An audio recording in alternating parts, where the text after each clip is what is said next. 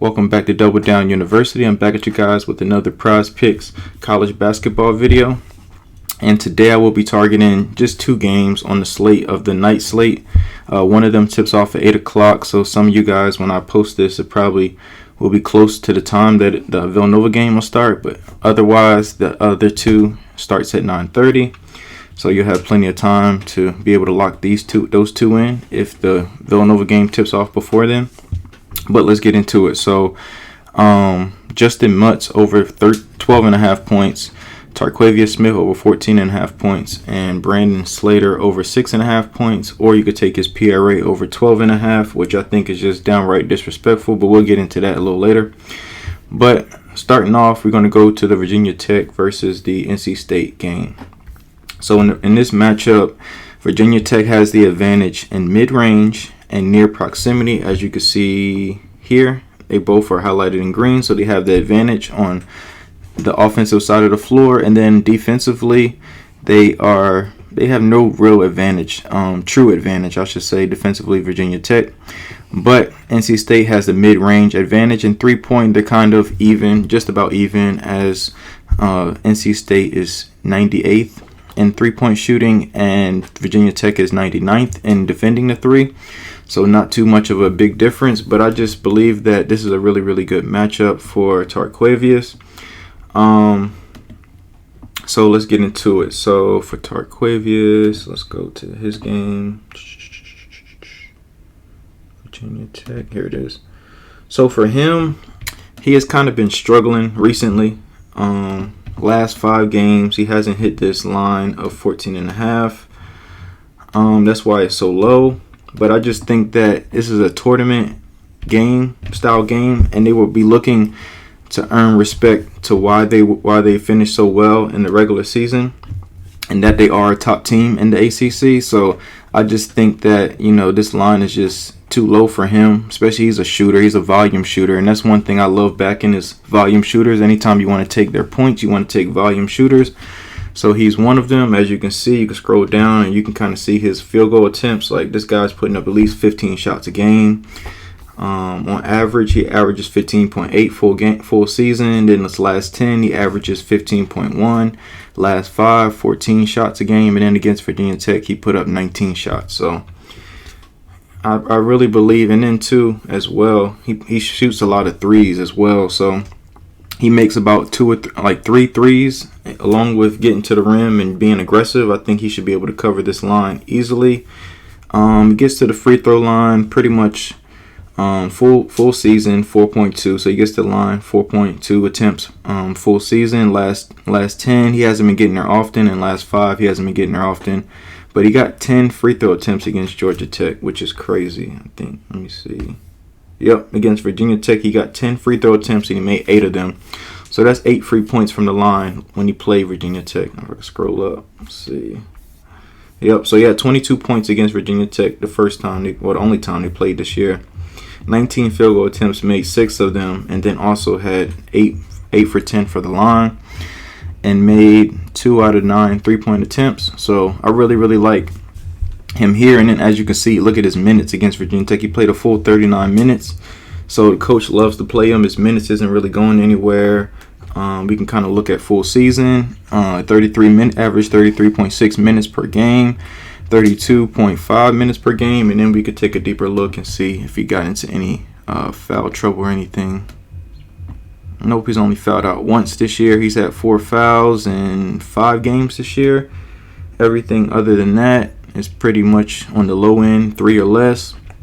So I really, really love this bounce back spot for him. I think that is just disrespectful for him at 14.5, but is warranted because of his struggles from the field recently. But I just think he breaks out of it. If he just stays aggressive, he should be able to get to the line at least a couple times and be able to go over that line. Moving on to Justin Mutz. So Justin Mutz, he is more of like a forward, a big that kind of just an effort player, crashes the glass. He could do everything. I think he started last year, started to develop his shot a little bit more. I don't think he attempts a lot of threes. Yeah, he doesn't really attempt a lot of threes, but at least he tries them. I know a couple years ago he didn't try them at all. But I really like him in this spot to go over his points because, as I stated earlier, they have a mid-range and near proximity advantage, and that's where he will be getting most of his shot attempts at, mid-range and near proximity. So around the rim, he'll be going up against was it Byron Burns? Let me see, what's his name for NC State? DJ Burns. Yep, DJ Burns. So he'll be going up against him. So I like this matchup for him as well. They have another really, really good forward in Grant Basell. Also, you could take a look at his fantasy score, but the one thing I've noticed about these tournaments and these conference tournaments is that a lot of these games are close and the turnovers be flowing in these games where teams will turn the ball over if they try to trap you late in the game to try to get some quick stops before they foul. So that could lead to a couple turnovers and you could be just barely over on your fantasy score, and then a couple turnovers will kind of do it for you where you won't be able to get that over. So just be wary of that. The only way that I will play these conference tournaments is points, rebounds, assists, and PRA. Fantasy score only if you're going up against a team that is no threat to really steal the ball or kind of get turnovers. But then again, if you set a trap or a full court press, anybody's liable to get a turnover, even if they're not aggressive at all. But yeah, so moving on. So I like his points as well. I think he goes well above his points. I like his fantasy score just off of his block and steal potential as well in this matchup.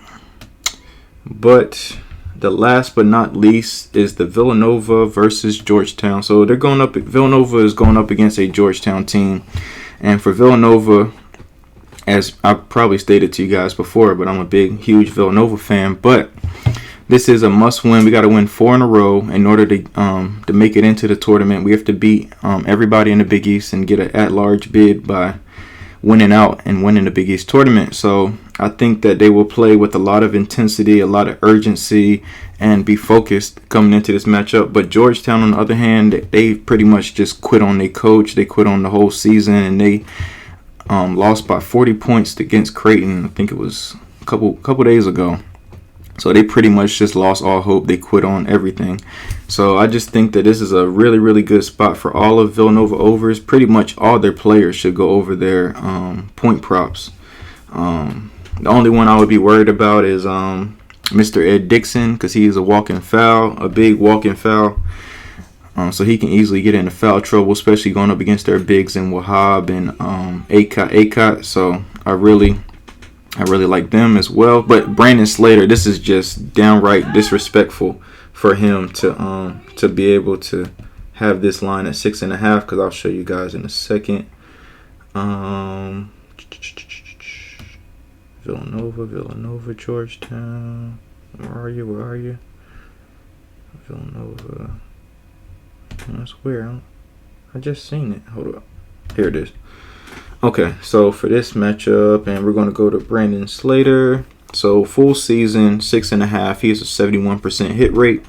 So he's went over this line in 22 games out of 31. So then his last 10, he's went over in 40%. In last 5, not too well, but he's just not a high volume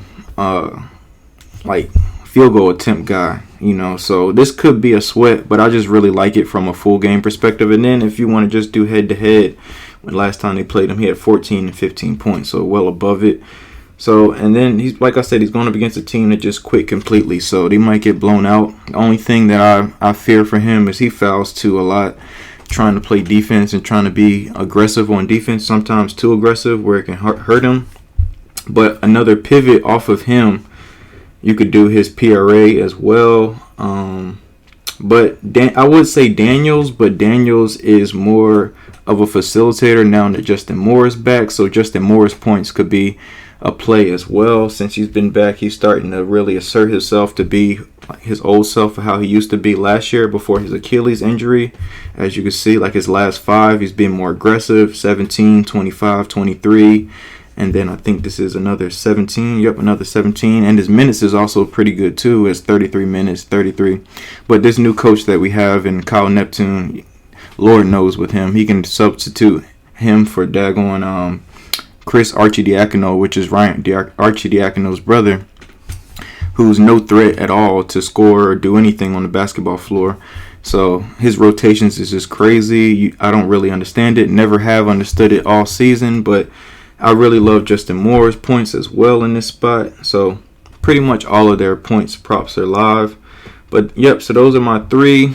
I have Justin Mutz, points over 12.5. Tarquavius Smith over 14.5 points, as well as Brandon Slater over 6.5. His PRA at 12.5. Or you can go with Justin Moore's points at 15.5 as well. I appreciate you guys. Please like, comment, and subscribe. And most likely, if I find anything later on, like in the late night slate, I will probably be back and post another video for you guys if I see anything that sticks out to me. So I appreciate you guys. Please like, comment, and subscribe. And best of luck.